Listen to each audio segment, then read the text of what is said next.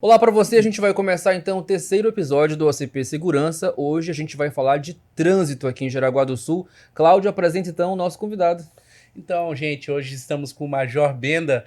Ele é o comandante da terceira companhia do Batalhão de Polícia Militar Rodoviária de Santa Catarina. Seja bem-vindo, Major. Obrigado, estamos aí para conversar sobre trânsito, né? Esse assunto tão espinhoso assim, né?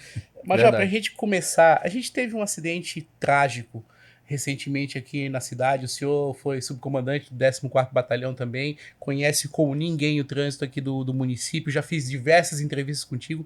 E a gente teve um acidente muito trágico, um menino de 10 anos que estava indo para a escola e de bicicleta e um ônibus atropelou ele. E, assim, a pergunta que não quer calar, por que que morre tanta gente no trânsito de Jaraguá? Pois então, né, Cláudia?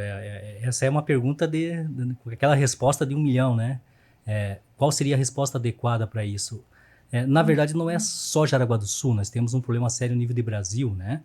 A gente pode dizer tranquilamente que nível de Brasil nós temos uma perda de vida aí com a violência do trânsito em torno de 35 mil pessoas É por ano, muita né? É gente muita gente. morrendo. Santa Catarina em torno de 1.200 a 1.500 pessoas. E Jaraguá do Sul, a gente tem aí os nossos 183 mil habitantes, os nossos 120 mil veículos automotores circulando pelas vias. Nós temos em torno de umas 30 pessoas que perdem a vida ao ano. Né? Ao passo que nós temos essas 30 pessoas que perdem a vida ao ano em face de uma violência no trânsito, das outras questões de segurança pública, o número é bastante pequeno, que até nos coloca dentro de um patamar da cidade mais segura do Brasil. Mas por que Jaraguá do Sul é? Porque nós ainda violenta, digamos assim, no trânsito, porque nós ainda não conseguimos viver isoladamente do resto do contexto cultural do Brasil. Né? No Brasil, nós não temos uma política pública de segurança no trânsito. Nós temos hoje, no Brasil, em torno de 120 milhões de veículos. Até 2050, possivelmente teremos 150 milhões de veículos. Né? A mobilidade urbana fica bastante mitigada em razão dessa quantidade de veículos. Né? O transporte de massa, o transporte público, ele tem uma certa carência de investimento, de questões de investimentos, né? Para você fazer esse transporte de massa, enquanto que num ônibus você poderia estar levando 50 pessoas. Né? Se você não fizer isso, você vai ter 50 pessoas andando com 50 carros, indo ao trabalho, indo à escola, indo ao passeio. E isso vai convulsionar o espaço público. Né? E nós não temos uma cultura de que esse espaço público tem que viver com segurança. Esse espaço público é um espaço democrático, é um espaço de todos, e todos nós efetivamente devemos um respeitar ao outro. Parece que meio que aquela história do dono da rua, né? O dono da rua, aquele Isto. cara que acha que ele pode fazer o que ele quiser no trânsito, e não é bem assim, né? Não, em hipótese alguma, né? O trânsito, nós temos regrinhas a serem cumpridas, nós temos questões fiscalizatórias que devem ser efetivadas ali dentro, né? Comportamentos que você deve desempenhar ali. Por exemplo, o simples ato de parar numa passagem de pedestre, a empatia de você conseguir, né, parar, conter o teu veículo para um veículo entrar ou sair numa garagem, por exemplo. Então, a gente entende que as pessoas hoje estão numa neurose, né, mais Estão aceleradas, sempre na correria, sempre né? na correria. O mundo digital hoje nos levou a um patamar de sociedade diferente da que nós tínhamos 20, 30 anos atrás. A gente consegue compreender tudo isso. Só que esse comportamento nosso não pode potencializar essas estatísticas trágicas, senão estaremos a enterrar os nossos próximos 30 ou as nossas próximas 30 vítimas no ano que vem. Então, Isso temos é, que construir políticas públicas para frear essa concepção. isso é bem delicado, né, comandante? Por exemplo, você falou que Jaraguá do Sul é uma cidade muito segura e os números comprovam isso, né? Poucos homicídios durante um ano, por exemplo. Só que, como o senhor mesmo falou, durante um ano tem 30 mortes no trânsito. E a gente percebe, por exemplo, na nossa região que as pessoas ficam muito impactadas quando há um homicídio, né? Então tem toda aquela mobilização, né? As pessoas comentam bastante nos noticiários, a gente posta, o ACP posta um assunto, as pessoas vão lá e comentam, deixam suas condolências, seus sentimentos, ficam emotivas com aquela situação. Mas a gente não vê isso no trânsito, No né? trânsito, O perfeito. que será que acontece que as pessoas se motivam com o homicídio, mas as mortes no trânsito é diferente?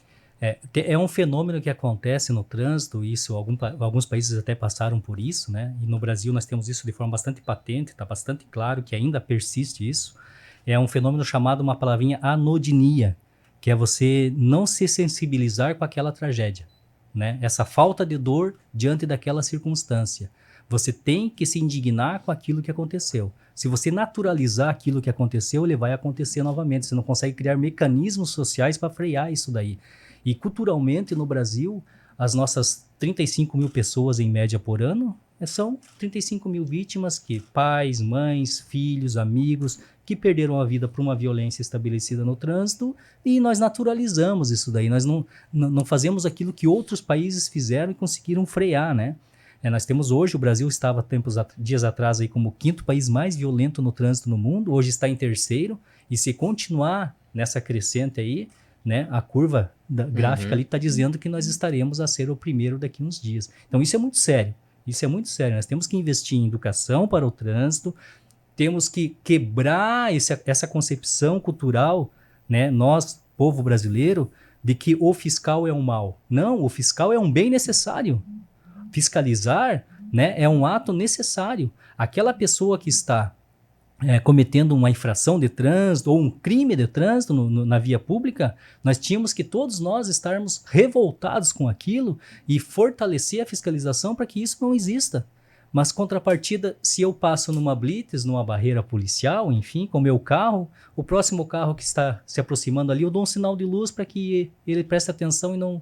né? Então, assim, em vez de eu agregar valor, em vez de eu somatizar, né, para essa ordem no trânsito, às vezes culturalmente ainda eu estou mitigando, eu estou jogando pedras àqueles que fazem a fiscalização. Isso tem que ser quebrado, senão a violência no trânsito continuará dentro dessa crescente que está estabelecida hoje.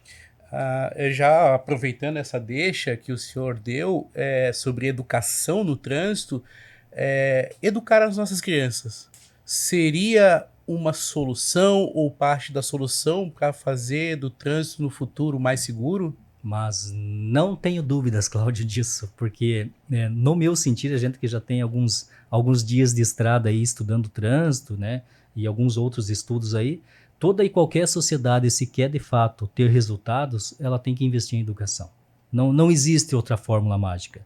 E a educação que nós estamos nos referindo é uma educação sistêmica, é uma educação genérica que contempla tanto a educação formal quanto a educação informal, né? Porque a educação para nós olhamos e entendemos só como uma escola, um colégio, mas tem também a educação do bairro, dos pais, né, da igreja. Então tem essa concepção de todos, né, que de fato isso seja determinada temática, seja importante para aquele desenvolvimento social daquela área. Por exemplo, o trânsito, o código nosso hoje é de 1997, né?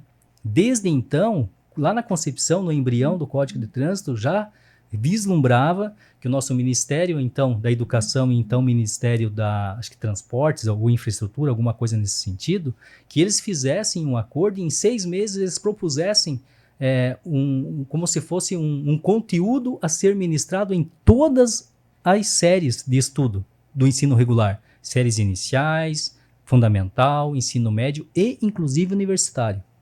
Até hoje isso não foi feito. Então o trânsito, daí criou-se uma teoria, uma ideia de que o trânsito eu converso dentro do estabelecimento formal, ou seja, dentro de uma escola, com ele de uma forma transversal. Ou seja, o professor de matemática fala sobre determinada fórmula lá, que coloca um exemplo de uma via pública com um veículo em deslocamento. Isso não é falar de trânsito. Pode ser falar de qualquer coisa, menos de trânsito.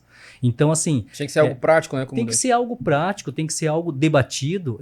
Chega a ser, assim, até irônico, né? Nós sabermos que, no Brasil, uma pessoa, somente com os seus 18 anos, ele vai ter contato com as questões de trânsito por ocasião dele conseguir a sua carteira ou a sua licença de habilitação. Era para ter começado bem cedo, deveria, né? Desde da idade tenra, né? Nós temos que construir cidadãos que saibam usufruir da empatia, respeitar os demais em todas as concepções, respeitar os mais velhos, o pai, a mãe, as autoridades, né? Países que conseguiram ter alguns bons resultados sociais, eles guinaram por esse caminho. Me parece que tem que ser nesse sentido também. E assim, a criança, ela serve como um agente replicador, né? A gente tem o próprio ProERD, né? O ProERD, ele é um programa de excelência dentro das escolas feito pela Polícia Militar, e que o garotinho, ele vai lá e chama a atenção do pai quando faz alguma coisa errada relacionada com alguma coisa que foi ensinada dentro da sala de aula. Esse também deveria ser um mote, né? Ter um esforço para que isso ocorresse, né? Claro, com certeza. Se nós conseguíssemos, de fato, efetivar nas séries iniciais e pelo menos no ensino fundamental, uma ideia de cultura de segurança no trânsito, com certeza esse adulto que será o nosso pedestre, o nosso motorista, né, que será o nosso policial, o nosso repórter, com certeza ele será alguém diferenciado. Vai ser alguém com mais consciência, com né? mais consciência, mais educação no trânsito. Comandante, uma coisa que a gente percebe muito aqui na nossa região, o Cláudio cobra muito isso nas ruas diariamente, a gente vê muito acidente onde o condutor ele causa o acidente sozinho, né? Depois a gente vai falar do pedestre, mas a gente vê o condutor batendo num muro, batendo num poste, batendo num carro estacionado, no centro a gente vê capotamento, né? O que está levando esse condutor a causar esse tipo de acidente? Eu reputo que isso se dá em face de vários fatores, né? Por ausência dessa questão de que você, em algum momento da tua história de formação, você deveria ter recebido essa vacina de segurança no trânsito, você não recebe isso, só vê isso lá por ocasião de você tirar a tua carteira de habilitação. A continuidade de aprendizagem, de ensinamento, dessa vacina de prevenção não é dada na nossa sociedade, porque quando a gente fala de educação, e nós sabemos disso, só nos vem em mente a campanha de trânsito, né? Então não tem ações efetivas dentro de escola. O curso de Direito, por exemplo, não fala de legislação de trânsito. O Código de Trânsito tem 44 leis que alteraram ele desde 1997. Tem 1.002 resoluções que alteraram ele desde então e está vigendo aí talvez 270, 280 ainda. Então nós temos um âmbito jurídico denso e a própria universidade ainda não fala dele. Não prepara os nossos defensores para isso. Os nossos cidadãos com isso. Então assim, eu gosto de comparar muito que eu não consigo falar de trânsito se eu fizer isso de forma linear, de forma cartesiana. Eu só falo de trânsito se efetivamente eu falar de forma sistêmica. Eu tenho que olhar o todo como que ele está funcionando.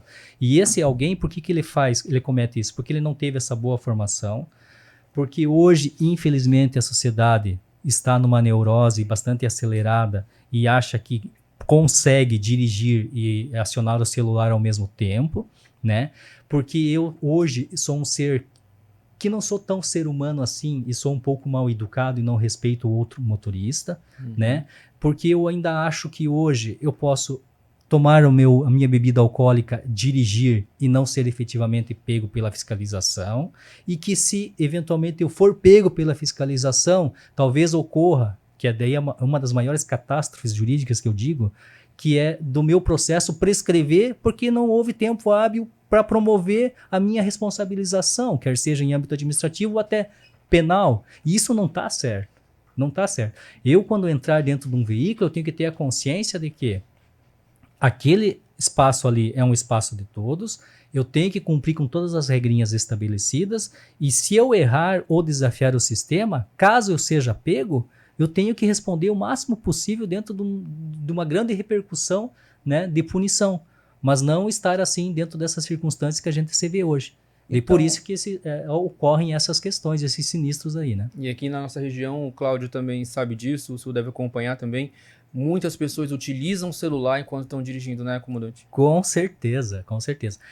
Eu gosto de brincar, né? Eu já falei isso daí outras vezes, embora a brincadeira é um pouco interessante, né? Porque o ser humano, eu digo que o ser humano é feito de tronco, cabeça e membros, né? Só que nos tempos pra cá é tronco, cabeça, membros e celular, né? Ele não consegue se desvencilhar do celular mais. Só que quando ele tá dentro de um grau de atenção que é você dirigir, e nós aqui somos todos motoristas, nós sabemos disso, você gera um foco, você gera um grau de concentração e uma direção para o teu pensamento, para tua perspectiva.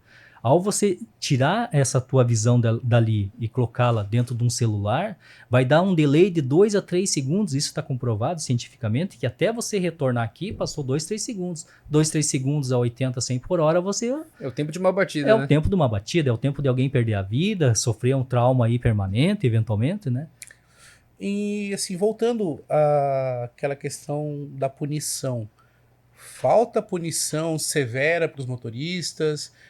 A gente teve recentemente um policial militar rodoviário atropelado na S-68, morreu de uma forma trágica e a punição, né, faltou. Não fica contente, Não né? fica contente. A gente saiu Isso. do julgamento assim com um sentimento não de injustiça, porque ele foi condenado, ele era um criminoso, né? Sim. né? Mas falta uma punição mais severa, comandante? Eu digo assim, em alguns países, por exemplo, você pega alguns condados, alguns estados do próprio Estados Unidos, você tem lugares lá que a pessoa, ao dirigir embriagada, ela vai ter 9 anos de suspensão da sua CNH. Vai ter uma repercussão de 9 anos de consequência em face daquela conduta que ela cometeu. Claro que no Brasil, por exemplo, só um exemplo, né? Da questão da embriaguez, ela fica aí, em termos administrativos, 12 meses com a sua carteira de habilitação suspensa, paga hoje em torno de R$3.000, vai pagar uma fiança aí, vou chutar, são várias relações, mas enfim, R$2.000, R$3.000 talvez, né? Tem algum procedimento judicial ali que não chega-se ao mérito daquela discussão e você dá por isso e está praticamente resolvida. Toda a nossa legislação, tanto no âmbito administrativo quanto no âmbito penal, para gerar essa punição a essas pessoas, se eu pegar e fizesse uma química disso com todos os demais países, eu digo que nós temos uma excelente legislação. Nós temos uma boa legislação. Só que a legislação por si só, ela não gera o resultado. Há um mecanismo de funcionar, né, para que efetivamente você detenha alguém dirigindo embriagado, leve ele até uma polícia judiciária, haja o devido flagrante ou inquérito, haja a devida persecução penal ao nível judicial, Ministério Público, e haja a devida execução daquela pena que foi proposta para ele. Toda essa engrenagem, esse mecanismo no Brasil, não é só no trânsito, são em outras searas também, tem uma certa deficiência. Culturalmente ainda nós não estamos muito adaptados a fazer essa engrenagem funcionar. E o trânsito sofre por isso. A mesma morosidade do sistema judiciário na questão penal tem mesma, no trânsito. Perfeito, perfeito. Né? Isso é sistêmico. Isso é uma coisa que, infelizmente, não é da noite para o dia que vai se mudar, né? Temos que construir algo diferente, porque me parece que tem algumas coisas erradas aí, né? E essas coisas erradas, se nós persistirmos nela, com certeza as próximas gerações vão pagar caro por isso, né? Estarão enterrando essas outras 30 pessoas em Jaraguá do Sul e talvez mais, etc. Comandante, durante a pandemia, muitas famílias se mudaram para Jaraguá do Sul, aqui para nossa região. Com isso, mais carros também vieram para cá. E talvez a cidade continue crescendo, né? Porque ela oferece qualidade de vida e isso chama a atenção de muitas famílias de bem que querem um lugar melhor para viver e criar seus filhos. Existe algum projeto de expansão, de fiscalização no trânsito? Como que Jaraguá do Sul deve se preparar, então, para esse crescimento que a gente está tendo hoje? Isso. Quando um espaço público, um município, até um estado, ou até um país, por que não? Quando ele cresce, ele tem que tomar muito cuidado que cresce em outras coisas que não são tão republicanas assim também. Isso é quase que um fenômeno natural, né? E você tem que conseguir achar mecanismos para frear essas questões. Jaraguá do Sul nós temos um problema sério de mobilidade por questão geográfica, né? Por questão da taxa de motorização que é altíssima também em Jaraguá do Sul, 120 mil veículos para em torno de 183 mil habitantes, fora aquele outro público que é transitório, que circula aqui dentro, né? Quase um carro por morador, né? Quase um carro por morador. Então não vai ter via pública que consiga, né, dar conta de toda essa demanda. Mas nós temos que investir no transporte de massa, tem que fazer esse mecanismo funcionar. Nós temos hoje a nossa empresa que ela é devidamente licitada no município, faz o transporte público e tal. Já se ventilou, os senhores sabem disso, né? Em outros momentos que eventualmente fizéssemos uso dos nossos trilhos, que em vez de auxiliar na mobilidade urbana, às vezes mais atrapalha. né? Temos que criar um sem número de mecanismos e dizer, né, para que o máximo possível todos nós, se assim conseguirmos, né, utilizarmos esses espaços públicos de forma sustentável, do tipo, precisa eu ir 1.000 metros trabalhar com o meu carro ou será que eu vou a pé ou de bicicleta? Né? Então tem que rever esses conceitos e nós conseguimos viver, né, com qualidade de vida dentro desse cenário. E essas pessoas que vêm para cá, se esses espaços, se esse todo do município funciona, com certeza eles dançariam o mesmo ritmo da música que o município propõe. Só que para isso precisa ser construído, né? Isso precisa ser, né? Todo dia é um conta-gotas, todo dia tem que ser batido na tecla, senão não vai funcionar. Major, e assim, precisa de incentivo, né? Precisa de um transporte público barato, precisa de um transporte público eficiente, precisa confortável, de ciclovia, de infraestrutura para incentivar as pessoas a adotarem essas outras formas de mobilidade, né? Perfeito. Então, quando a gente fala de ciclofaixa, é aquela faixa destinada à bicicleta do lado da via, né? Isso. E a ciclovia é aquela um pouquinho afastada da via que tem alguma divisória física, digamos assim. Nós temos a nossa Via Verde, por exemplo, que eu acho que, no meu sentir, foi uma revolução para o município, porque é um espaço de caminhada, de eu andar de bicicleta, de eu correr. Então, as cidades, elas não podem ser feitas para os carros. Elas têm que ser feitas para as pessoas. Para as pessoas, exatamente. Afinal, a existência do todo tem que ser com uma finalidade que é só as pessoas. Daqui a pouco eu estou, né, humanizando os veículos e, né, automatizando as pessoas, e não pode ocorrer isso. Você tira uma faixa do que você poderia usar uma ciclofaixa ou um passeio maior para você colocar mais uma pista. Aí fica complicado, né? Isso. Nós temos um exemplo, né, que é até um pouco indelicado e não tão, entre aspas, ético aí a gente conversar sobre isso, mas é um fato, um fenômeno, está na imprensa também, sobre a nossa 280 ali, né? Em que foi feita a duplicação e não foi feita a passarela. Então pensou-se nos carros e não pensou na... E as pessoas? Como elas vão atravessar? Tinha pessoas que tinham que andar quase 5 km para passar para o outro lado. Ou correr o risco de passar, né, correndo.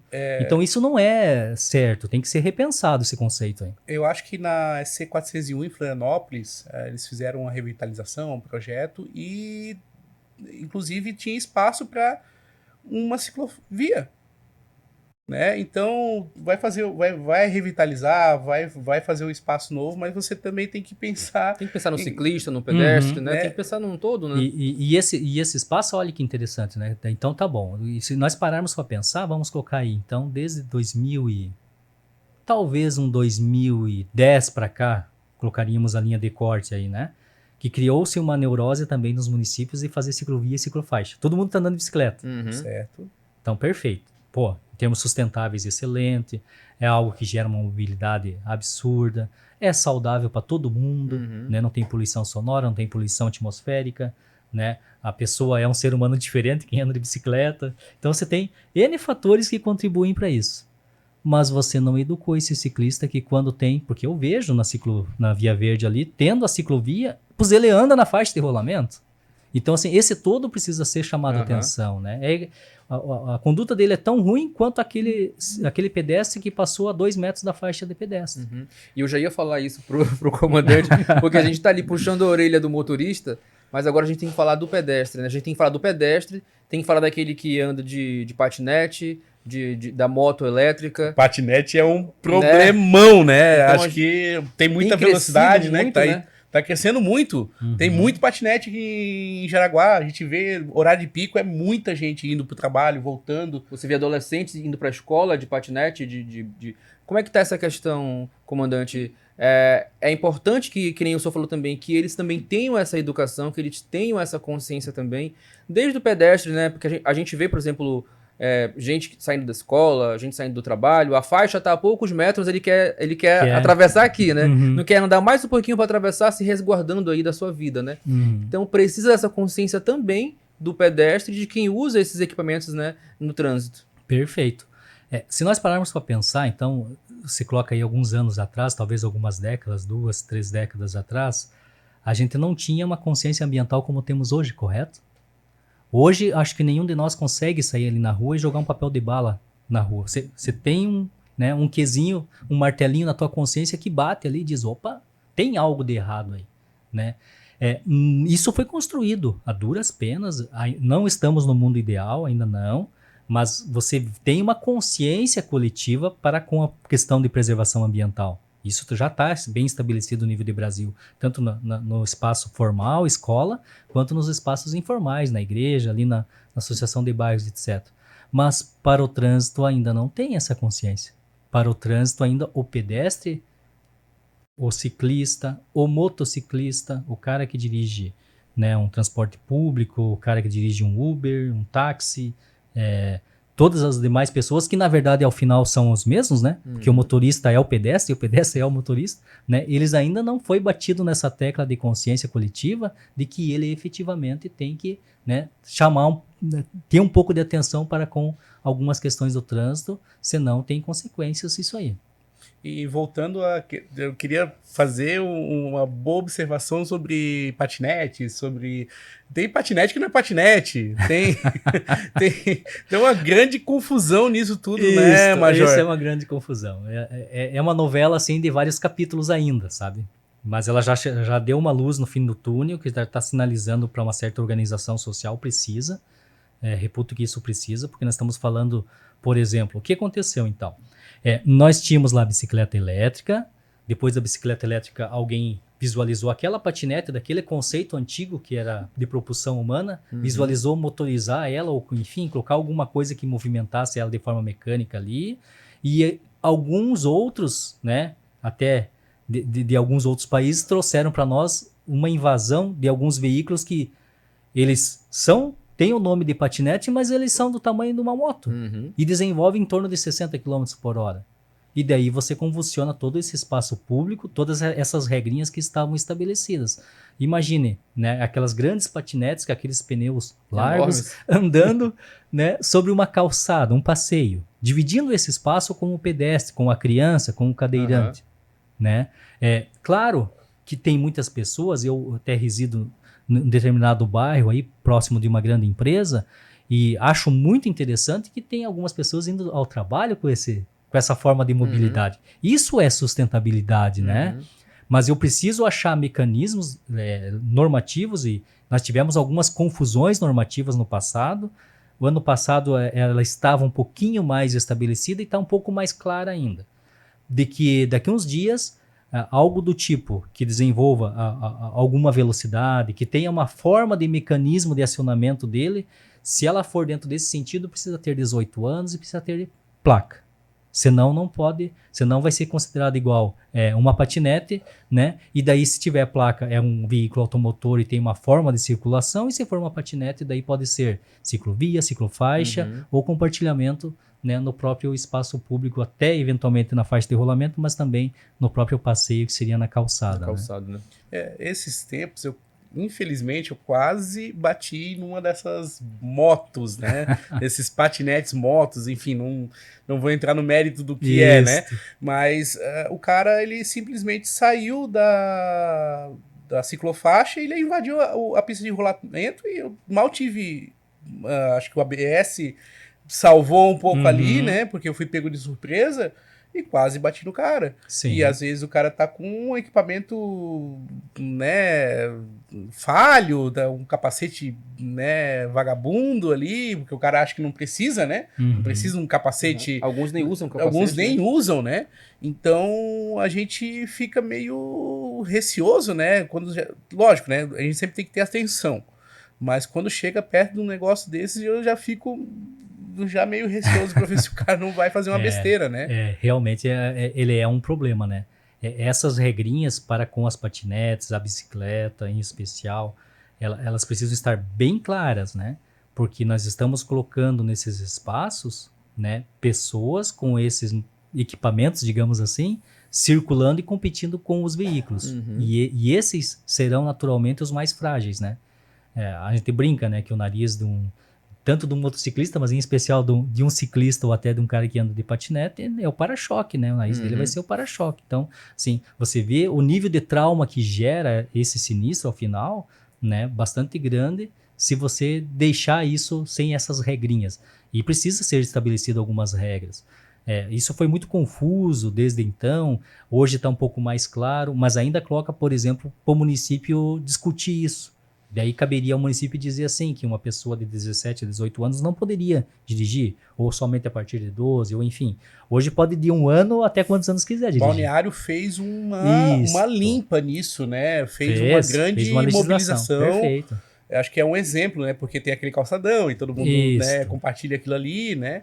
E, assim, não tem como ter um espaço democrático sem organização, né? Isso, sem organização, sem fiscalização, sem cobrança, sem educação, sem você ter uma vontade também de fazer isso acontecer, né? Tanto dos órgãos públicos quanto dos órgãos privados, né? Porque só a voz do órgão público também não vai adiantar muito. Precisa ter, por exemplo, as empresas ter um engajamento. Acho que nenhuma empresa quer que o seu funcionário saia da casa até o seu local de trabalho, ou do local de trabalho até a sua casa, e se envolva no sinistro. Acho que ninguém deseja. É um prejuízo econômico, é um prejuízo né? econômico, inclusive, muita né? gente, tanto humano quanto econômico, né? Muitas famílias perdem os provedores, muita gente que estava ativamente trabalhando se torna, enfim... Tem um passivo social, né, atrás disso, né? Muito sério. Isso mexe com a vida das pessoas, claro, né? Pessoas que perdem a perna, que ficam cadeirantes, que eventualmente, em razão da lesão, fique 6 meses parado. Olha o transtorno que dá.